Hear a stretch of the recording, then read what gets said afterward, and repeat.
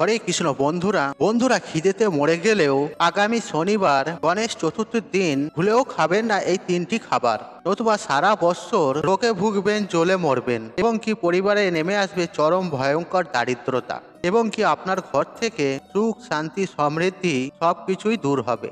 বন্ধুরা, এই গণপতি বাপ্পা হচ্ছেন সুখ সমৃদ্ধির দেবতা। তাই গণপতি বাপ্পা যে পরিবারের উপর রুষ্ট হয়ে যান আর সেই পরিবারে নেমে আসে চরম দুর্ভাগ্যের ছায়া। তাই বন্ধুরা, মঙ্গল মূর্তির আশীর্বাদ পেতে আর গণেশ চতুর্থীর এই পূর্ণ তিথিতে আপনার এবং আপনার পরিবারের মঙ্গলের জন্য এই খাবারগুলি খাওয়ার থেকে নিজেকে এবং আপনার পরিবারকে দূরত রাখুন। বন্ধুরা, আর কয়েকদিন পরেই গণেশ চতুর্থী, আর পৌরাণিক বিশ্বাস অনুসারে ভাদ্র মাসের শুক্ল পক্ষে চতুর্থ তিথিতে জন্ম হয়েছিল দেবাদিদেব মহাদেবের ও মাতা পার্বতীর পুত্র সিদ্ধিদাতা গণেশের। আর তাই জন্য এই দিনটিকে গণেশ চতুর্থী বা বিনায়ক চতুর্থী বলা হয়। আর সিদ্ধিদাতা গণেশের পূজা ঘরে সুখ সমৃদ্ধি ও সৌভাগ্য নিয়ে আসে, এবং কি পরিবারের প্রত্যেকের মঙ্গল হয়। আমাদের হিন্দু সনাতন ধর্মে সবার আগে পূজ্য দেবতা হচ্ছেন স্বয়ং সিদ্ধিদাতা গণেশ, এবং বাড়িতে শুভ এবং মঙ্গল কার্য হয় সবার আগে নিমন্ত্রণ যায় সিদ্ধিদাতা গণেশকে। আর মনে করা হয় যে সিদ্ধিদাতা গণেশ যেখানে অধিষ্ঠিত থাকবে আর সেই বাড়িতে কখনো অমঙ্গলের ছায়া হবে না। তাই বন্ধুরা, গণেশ চতুর্থীর দিনটি কিন্তু একটি অত্যন্ত শুভ দিন, এবং এই দিনটি নিয়ম বিধি পূর্বক তা আমাদের পালন করা উচিত। আর শাস্ত্র মতে বিধি নিষেধগুলি মেনে চলা উচিত, আর যার ফলে পরিবারের মঙ্গল হয়। এই দিন বাড়িতে অতি অবশ্যই সিদ্ধিদাতা গণেশের পূজা করা উচিত, এবং তার সাথে সাথে কিছু খাবারের নিয়ম বিধি আছে, শাস্ত্রে উল্লেখ করা রয়েছে, আর সেগুলি মেনে চলা উচিত। বন্ধুরা, আজকের এই ভিডিওতে আপনাদের সাথে শেয়ার করব আর গণেশ চতুর্থীর এই পূর্ণ তিথিতে এমন কি কি খাবার রয়েছে ভুলেও মুখে তুলবেন না, এবং কি কেন খাবেন না এই খাবারগুলি। এছাড়াও বন্ধুরা, এই গণেশ চতুর্থীর দিন কি এমন বিশেষ খাবার রয়েছে যে খাবারটি খেলে সৌভাগ্য ফিরে আসবে, ঘরে সুখ শান্তি সমৃদ্ধি থাকবে। তাই বন্ধুরা, আপনাদের কাছে একটি ছোট্ট রিকোয়েস্ট যে ভিডিওটি স্কিপ না করে শেষ পর্যন্ত দেখুন, এবং ভিডিওটি দেখে উপকৃত পেলে ভিডিওতে একটি লাইক করে কমেন্টে জয় বাবা সিদ্ধিদাতা গণেশের জয় লিখে কমেন্ট অবশ্যই করবেন, এবং ভিডিওটি যতটা পারবেন বন্ধু বান্ধব আত্মীয়জনদের সাথে শেয়ার অবশ্যই করবেন, তাতে এইরূপ ভিডিও পেয়ে তারাও উপকৃত পাবেন এবং আপনাকে ধন্যবাদ জানাবেন। বন্ধুরা, সবার আগে আমরা জেনে নেব যে এই বছর গণেশ চতুর্থী পড়েছে বাংলার 21শে ভাদ্র 1431, ইংরাজি 7ই সেপ্টেম্বর 2024 শনিবার দিন। বন্ধুরা, এই তিথিটি হচ্ছে সিদ্ধিদাতা গণেশের জন্মদিন তিথি। এই বন্ধুরা, এই দিনটি কিন্তু খুব সকাল সকাল ঘুম থেকে উঠে এই দিনটি শুরু করবেন। বিশেষ করে ব্রাহ্ম মুহূর্তে ঘুম থেকে উঠবেন। আর ব্রাহ্ম মুহূর্ত হচ্ছে সারা দিনের সেই একটি সময় যখন মানুষ ঈশ্বরের সাথে সব থেকে বেশি সংযোগ স্থাপন করে। আর বিছানায় বসে আপনারা দিনের শুরুতেই বাবা সিদ্ধিদাতা গণেশের নাম মনে মনে স্মরণ করে নেবেন, এবং মনে মনে বলবেন ওং গং গণেশায় নম, ওং গং গণেশায় নম। আর এই কথাটি বলে আপনারা দিনের শুরুটা করবেন, এবং গৌরী শঙ্করের নাম নিয়ে নেবেন। তারপর আপনারা দিনটি শুরু করুন, দেখবেন আপনাদের দিনটা খুব ভালো যাবে। আর সেদিন খুব সকাল সকাল স্নান পর্ব সেরে নেবেন, আর সেদিন সিদ্ধিদাতা গণেশের পুজো অবশ্যই করবেন। আর সনাতন ধর্মে বিভিন্ন তিথি হিসেবে খাদ্য খাবারের বিধি নিষেধ উল্লেখ আছে, আর এই বর্তমান যুগে সেগুলি অনেকেই মানেন না, আধুনিক জীবনযাত্রার বশবর্তীর হয়ে বন্ধুরা এর ফলে সারা বছর রোগ জ্বালা যন্ত্রণা ভোগেন, এবং রোগের পেছনে প্রচুর অর্থ ব্যয় হয়। এমনকি উপার্জনের অর্ধেকের বেশি টাকা চলে যায় ডাক্তারের ওষুধের পিছনে। আর যদি আমরা খাবার খাওয়ার পিছনে শাস্ত্র মতে কিছু বিধি নিষেধগুলি মেনে চলার সামান্য চেষ্টা করি, তাহলে কিন্তু আমরা সুস্থ শরীর এবং নিরোগ দেহ লাভ করতে পারবো। বন্ধুরা, প্রথম যে খাবারটি আপনারা গণেশ চতুর্থীর দিনে খাবেন না, যে আপনি নিজেও খাবেন না এবং বাড়ির কাউকেও খেতে দেবেন না, বন্ধুরা সেই সবজিটি হচ্ছে মূলো। হ্যাঁ বন্ধুরা, আপনারা ঠিকই শুনেছেন। বন্ধুরা, এই চতুর্থীতে মূলো খেলে ধন সম্পত্তি নাশ হয়, অর্থাৎ কোনো না কোনোভাবে আপনার টাকা জলের মতন নষ্ট হবে। আর সেটি চিকিৎসার পিছনে হতে পারে, অথবা হঠাৎ কোনো আর্থিক সংকট পড়ে গেল পরিবারের মধ্যে, বা কোনো প্রিয়জনের বা আত্মীয় স্বজনের, যার ফলে আপনার অর্থ চলে গেল বা চিকিৎসার পিছনে চলে গেল।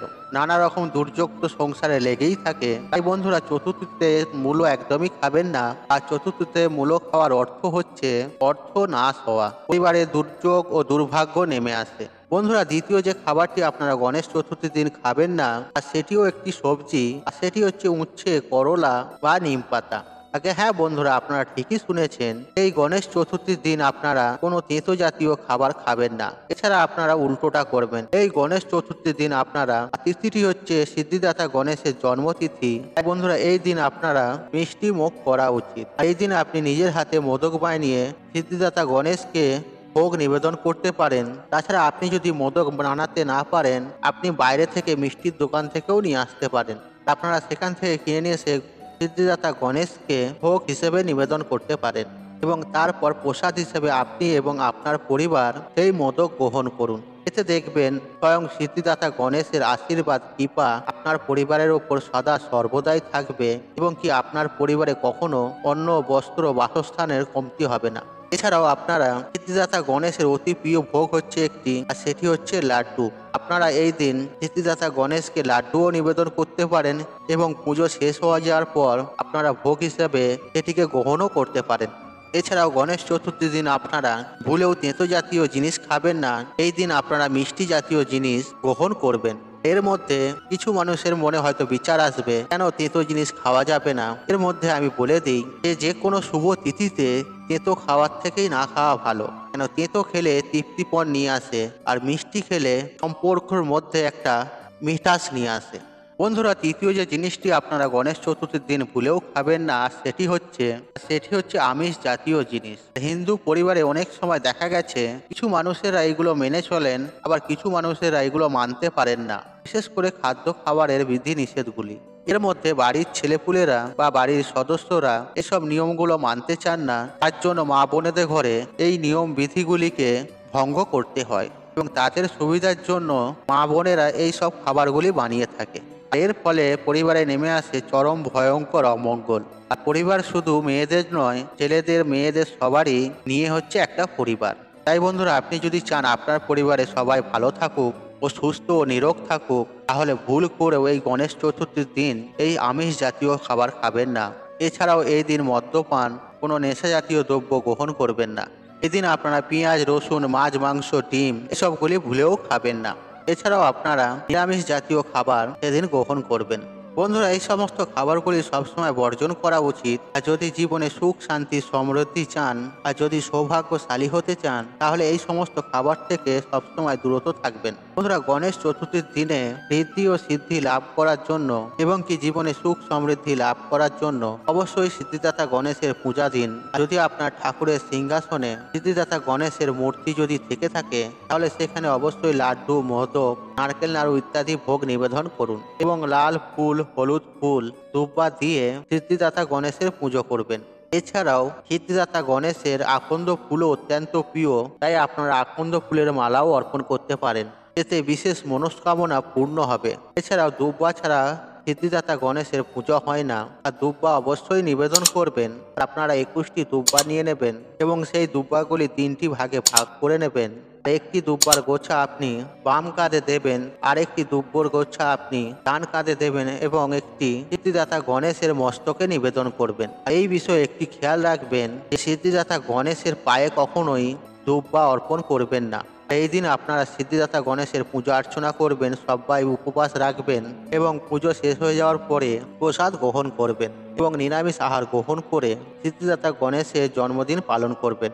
সেদিন আপনি আপনার আশেপাশে পরিবারকে কিংবা বন্ধু আত্মীয়জনদের ঘরে লাড্ডু বা মোদক নিবেদনও করতে পারেন বা বিলিও করতে পারেন। এতে সিদ্ধিদাতা গণেশের বিশেষ কৃপা আশীর্বাদ লাভ পাওয়া যায়, কেননা এই মোদক বা লাড্ডু সিদ্ধিদাতা গণেশের অত্যন্ত প্রিয়। বন্ধুরা, আশা করছি আপনাদের এই ভিডিওটি ভালো লেগেছে। তাহলে ভিডিওতে একটি লাইক করুন, একটু কমেন্ট করুন, একটু শেয়ার করুন এবং বন্ধু বান্ধব আত্মীয়জনদের সাথে শেয়ার অবশ্যই করুন। মনে রাখবেন, আপনার একটি শেয়ার অনেক মানুষকে উপকৃত করে তুলতে পারে।